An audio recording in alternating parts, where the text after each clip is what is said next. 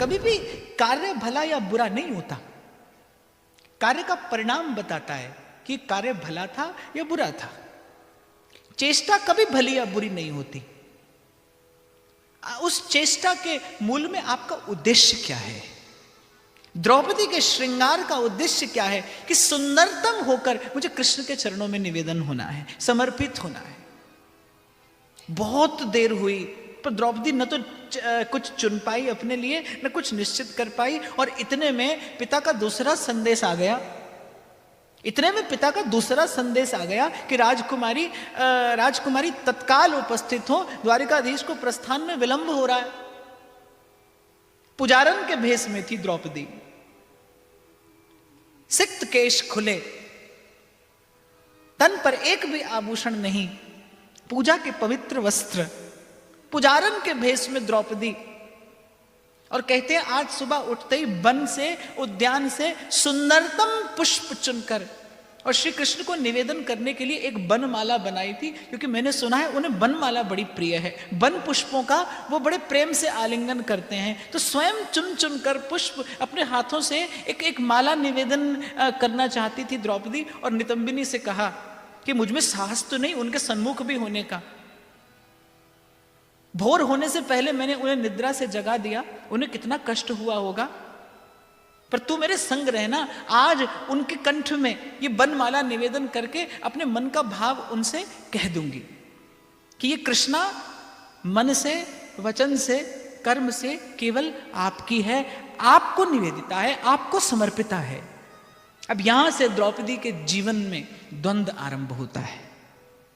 दौड़कर गई द्रौपदी, न कोई सुंदर वस्त्र और न कोई श्रृंगार, न कोई आभरणों से भूषित उसका विग्रह है। पुजारन के भेष में द्रौपदी, हाथ में उठाए वो माला का थाल, वो सुंदर वन पुष्पों से गुथी माला, जैसे प्रेम से गुथाए स्वयं द्रौपदी ने अपने कर कमलों से। जाने मन में कितने भाव संजोए थे द्रौपदी ने, लेकिन द्वारिकाधीश के सन्मुख होते ही साहस नहीं हुआ कि उनके सुंदर मुखमंडल की ओर एक बार तो दृष्टि उठाकर देख लूं, एक बार तो वो मुख निहार लूं। उनके चले जाने के बाद ये स्मृति ही तो मेरी संगिनी होगी, इस स्मृति के आश्रय से ही तो जीवन यापन होगा। एक बार तो दृष्टि भरकर उन्हें देख लूं, पर अटक गया मन उन्हीं चारु चरणों की शोभा में,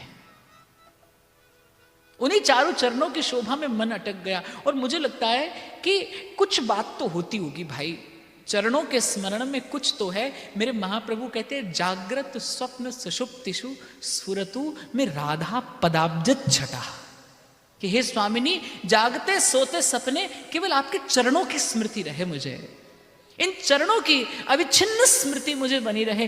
तैल धारावत मेरे चित्त की धारा इन चारों चरणों का स्मरण करती रहे। बस केवल यही इच्छा है, कुछ तो है चरणों के स्मरण में। फिर मन अटक गया उन्हीं चरणों में। कुछ कहती, उससे पूर्व मन ने कह दिया। द्रौपदी कुछ कहती, उससे पूर्व द्रौपदी के मन ने द्रौपदी से कह दिया, द्रौपदी मौन रहना, कुछ न कहना, स्वयं से कम कुछ निवेदन न करना, प्राणों से कम कुछ न्यौछावर न करना इन पर, और प्रेम से कम कुछ नैवेद्य निवेदन न करना। और प्रेम की भाषा क्या है? मौन। इन चरण युगल पे मैं जाऊं, इन चरण युगल पे मैं जाऊं, बलिहार प्यारे जू, मैं बलिहार प्यारे जू, मैं बलिहार प्यारे जू, बलिहार